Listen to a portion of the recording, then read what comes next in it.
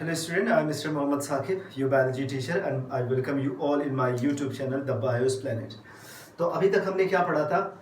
जो class 10th biology वाला जो हम चैप्टर पढ़ रहे हैं, कौन सा? हाउ डू ऑर्गेनिज्म रिप्रोड्यूस, किस तरह से जो ऑर्गेनिज्म है वो नई कॉपी को प्रोड्यूस करते हैं. इसमें अब तक हमने पढ़ा था what is reproduction, what is mode of reproduction, what is asexual reproduction and types of asexual reproduction. यहाँ तो मतलब हमने एसेक्सुअल रिप्रोडक्शन तक तो कंप्लीट कर लिया. उसमें आपका fission, budding, regeneration, fragmentation, vegetative propagation, ये सारी चीज़ें हमने पहले ही देख, स्पोर फॉर्मेशन भी था उसमें, तो हमने सारी चीज़ें वहाँ पे पहले ही देख ली. अब हम जो बात करने जा रहे हैं वो किस चीज़ के बारे में है? सेक्सुअल रिप्रोडक्शन के बारे में. तो हम देखेंगे सेक्सुअल रिप्रोडक्शन क्या होता है, इसका इम्पोर्टेंस क्या होता है, इनकी कैरेक्टरिस्टिक्स क्या होती है, एसेक्सुअल एंड सेक्सुअल रिप्रोडक्शन के बीच में डिफरेंसेस क्या होते हैं.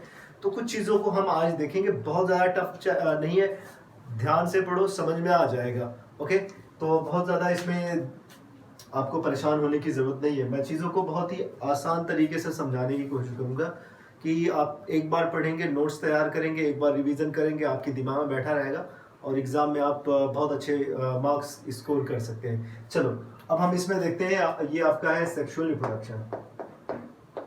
सेक्सुअल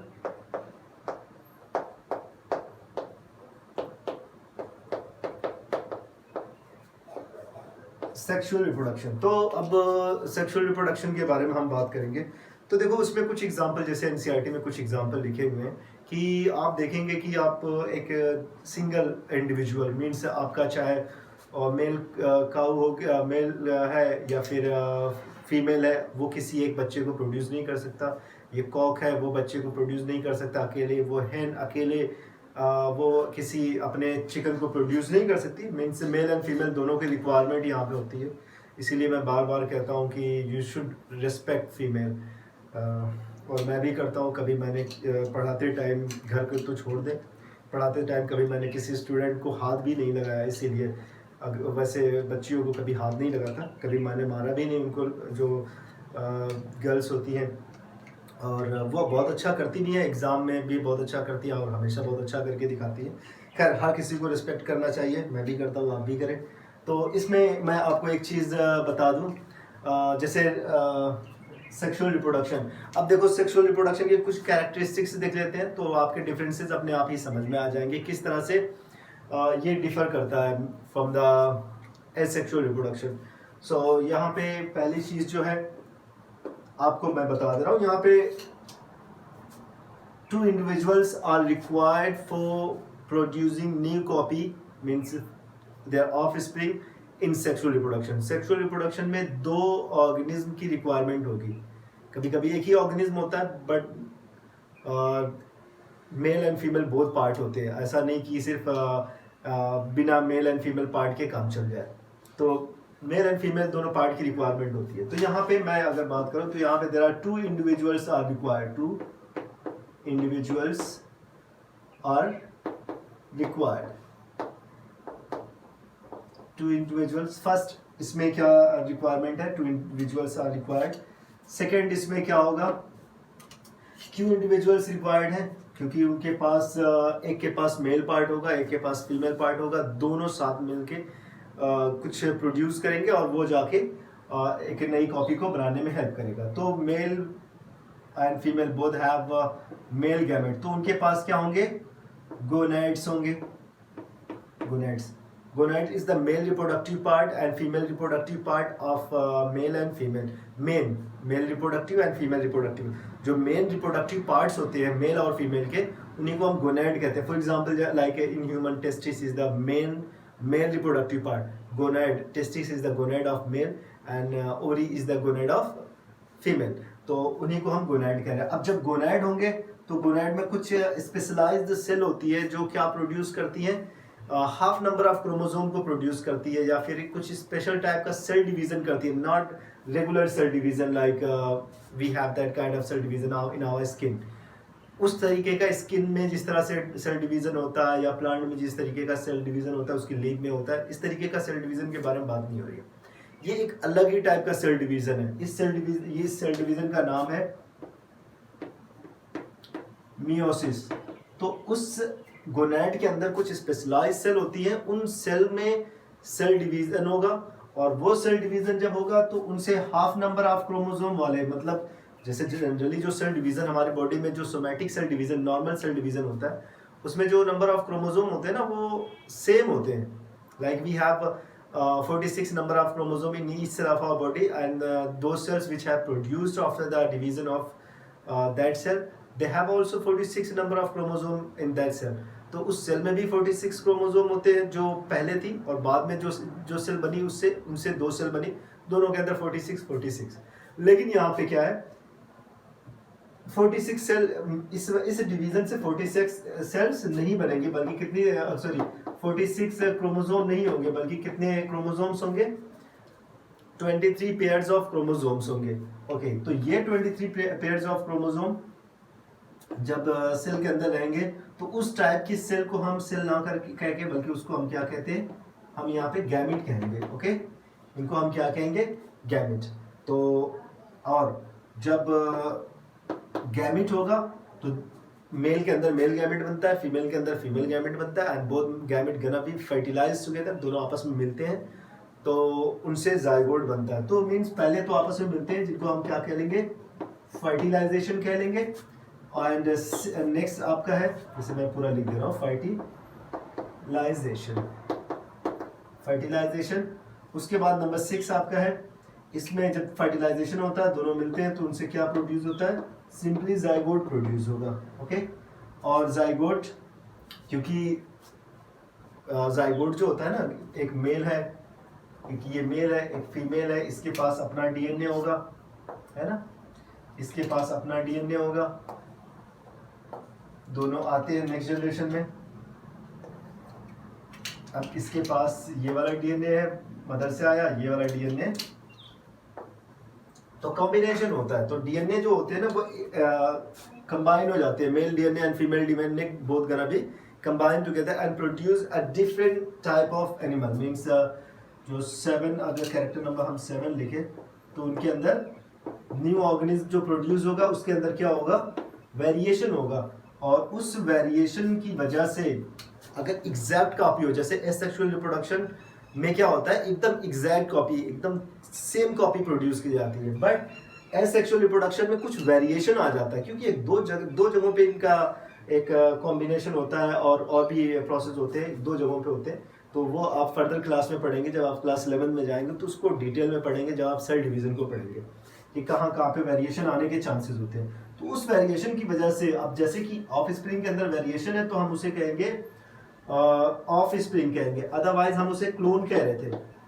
तो एसेक्सुअल रिप्रोडक्शन से क्या प्रोड्यूस होते हैं, क्लोन, बट इनसे क्या प्रोड्यूस होते हैं, offspring. Why offspring? Because they have some variation as well, but those organisms having no variation which have been produced after asexual reproduction, they have no variation, that's why they are known as clone. अब देखो ये है sexual reproduction का के characters है, और asexual के बीच में हम देख लेते हैं तो what are the differences between sexual and asexual reproduction. तो उसमें हमारा क्या है, asexual में simple, here is only one individual required, there is no gonad, absent, gonad इनमें absent होंगे, there will be no meiosis, only mitosis type of reaction, only mitosis. इसमें तो meiosis mitosis दोनों देखा जाता है. And there is no gamete, इनमें gamete but का formation होगा, इसमें gamete नहीं बनेगा. When there will be no gamete, there will be no fertilization. If there is no fertilization, there will be no zygote gonna be formed. There is no zygote. Okay. If there is no zygote, combination नहीं बनेगा तो variation नहीं होगा. No variation. तो ये differences आप देख लें, कई तरीके से आप differences देख लें, और इनके क्या नाम है, इनकी help से आप उनके बारे में बता सकते हैं कि उनको डिफाइन भी कर सकते हैं. ओके, यहाँ पे ऑफ स्प्रिंग होगा तो इनको ऑफ स्प्रिंग ना कह के हम क्या कहते हैं, क्लोन कहते हैं, because there is no variation from in their parents and their progeny. तो प्रोजेनी और पेरेंट्स के बीच में कोई वेरिएशन नहीं है, that's why we call them clone, और ये ऑफ स्प्रिंग कहे जाएंगे. अब देखो चलो डिफाइन करते हैं, how can we define sexual reproduction. It is a mode of reproduction. It is a type of reproduction in which there are two individuals are required. हम कह सकते हैं it is a type of reproduction in which gonads are important. Gonads are involved. It is a mode of reproduction in which gamete formation is gonna be taking place, and because of that fertilization is also gonna be happen. तो ये सारी चीजें होंगी. It is a mode of reproduction in which organisms which have been produced having variation, and ये सारे तो अलग अलग हम उनको डिफाइन कर सकते हैं. तो अगर आपकी जो समझ में आए, क्योंकि बहुत सारे बच्चे कहते हैं कि it is a mode of reproduction in which there are two individuals are required, तो वो भी सही है. if they will say it is a mode of reproduction in which gamete formation will be taking place, तो ये भी गलत नहीं है, बिकॉज जब male and female both part होंगे तो फिर उनके अंदर गैमेट भी बनेंगे, चाहे आप गैमेट से आप उसे डिफाइन करें चाहे इससे डिफाइन, तो ये चीज़ें सेम होगी, बहुत ज़्यादा टफ नहीं है. ओके, तो एक तो पहली चीज़ आपने इसे डिफाइन कर लिया, सेक्सुअल रिप्रोडक्शन को आपने डिफाइन कर लिया. What is this? This is a mode of reproduction in which two individual are required.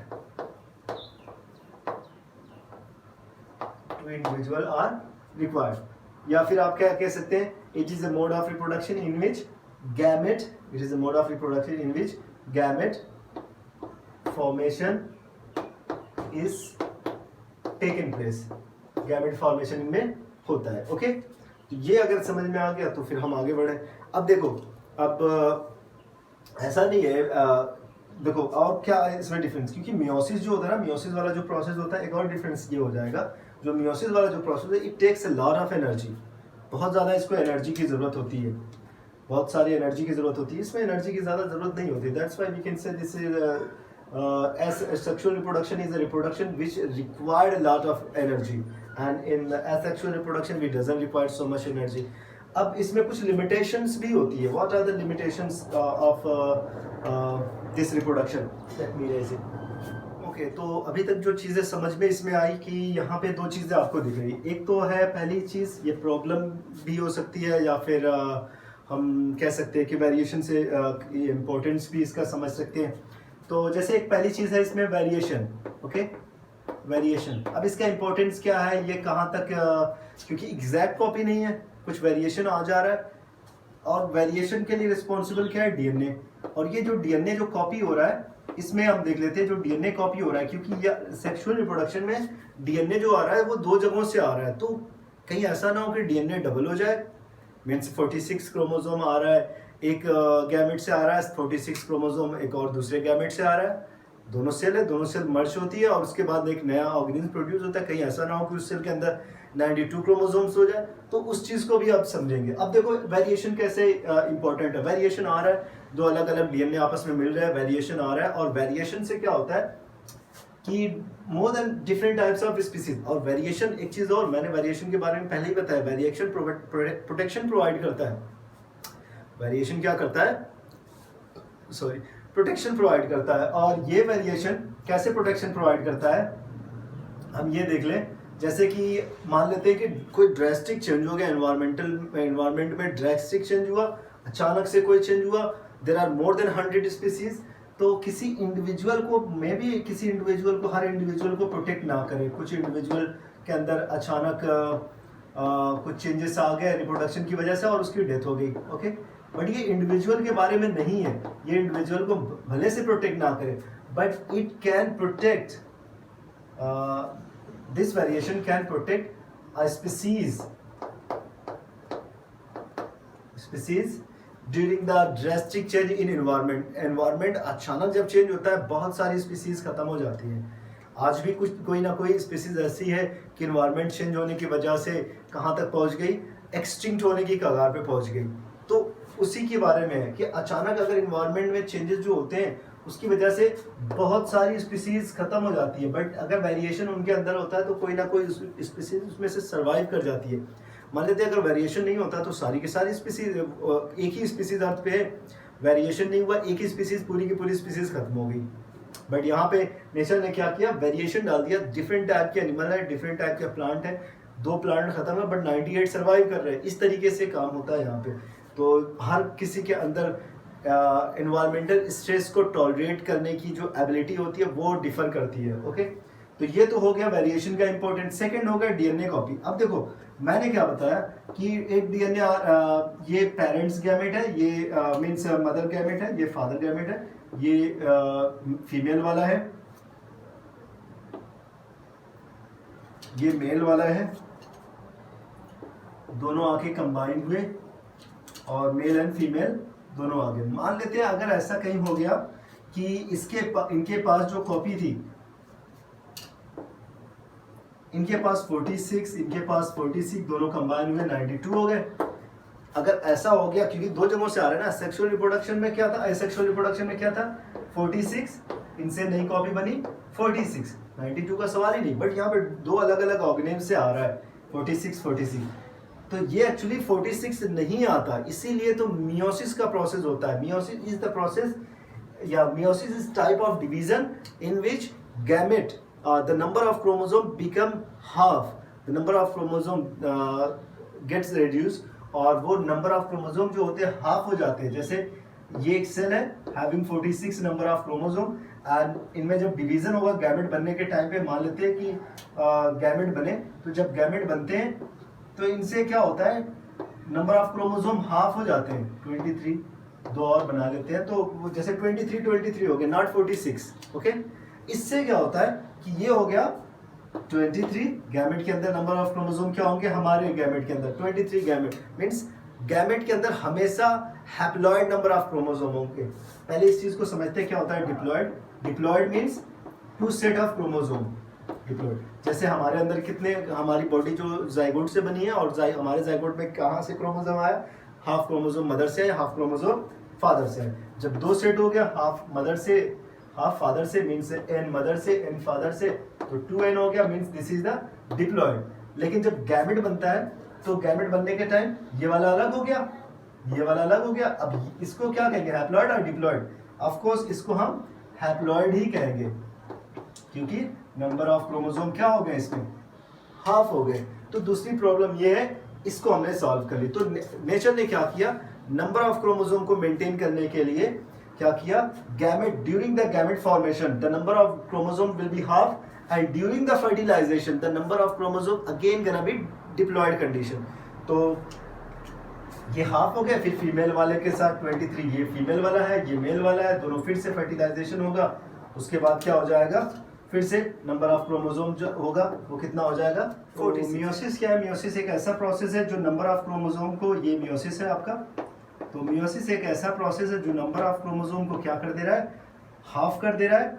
Okay, number of chromosome को क्या कर दे रहा है, हाफ कर दे रहा है। या फिर यहाँ पे समझे इस तरीके से, ये मियोसिस हुआ, ठीक है, सॉरी वहाँ पे मियोसिस नहीं हुआ, तो फर्टिलाइजेशन था। तो ये मियोसिस है। मियोसिस एक ऐसा प्रोसेस है जो नंबर ऑफ क्रोमोसोम को हाफ कर दे रहा है, सबके अंदर 23 कर दे रहा है। हमारे सेल के अंदर मैं एग्जाम्पल मैंने जो लिया है वो ह्यूमन बॉडी का लिया है एग्जाम्पल। लेकिन फर्टिलाइजेशन, यहाँ पे फर्टिलाइजेशन हो रहा है, दोनों का फ्यूजन हो रहा है, दोनों आपस में क्या कर रहे हैं, फ्यूज करके मिल जा रहे हैं। तो फर्टिलाइजेशन कैसा प्रोसेस है, फर्टिलाइजेशन एक ऐसा प्रोसेस है जो उसे अगेन डिप्लॉयड कंडीशन में चेंज कर दे रहा है। तो meiosis is the process which can make this cell in half number of chromosome, having half number of chromosome, and after the fusion of male gamete and female gamete, there will be again haploid condition gonna be taken place. तो एक बार फिर से haploid condition जो होती है वो beer कर ली जाएगी किसके द्वारा, इन गैमेट के द्वारा, क्योंकि गैमेट में हाफ नंबर ऑफ क्रोमोसोम है, तो वो हैप्लॉइड कंडीशन हो गई। मियोसिस हैप्लॉइड को प्रोड्यूस करता है, and fertilization again diploid condition को मेंटेन करता है। तो डिप्लॉयड कंडीशन क्यों इंपॉर्टेंट है, क्योंकि उसमें दोनों सेट ऑफ क्रोमोसोम आ जाएंगे, mother chromosome and father chromosome. तो आई होप कि ये यहाँ तक समझ में आ गया, हमने दोनों चीज़ों को समझ लिया, डीएनए क्यों इंपॉर्टेंट है एंड वेरिएशन क्यों इंपॉर्टेंट है। डीएनए कॉपी बनाता है, वहाँ पे जो प्रॉब्लम थी एक आ सकती थी, क्योंकि नंबर ऑफ क्रोमोसोम डबल हो सकते थे, उनको सॉल्व कर लिया गया। चलो, अगर आपको यहाँ तक हो गया, नेक्स्ट में हम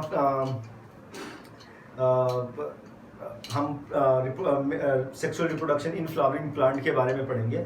अब उसके बाद हम मेल वाले रिप्रोडक्शन के बारे में पढ़ेंगे। तो इतना अगर समझ में आ गया तो हम नेक्स्ट वाले maybe tomorrow I will try to make another video for the flowering plants, तो उसके बारे में बनाऊंगा। अभी अगर ये वीडियो पसंद आए तो आप इसे लाइक करें, वीडियो को चैनल को सब्सक्राइब करें और अपने दोस्तों में ज़रूर इसको शेयर करें ताकि वो भी ज़्यादा से ज़्यादा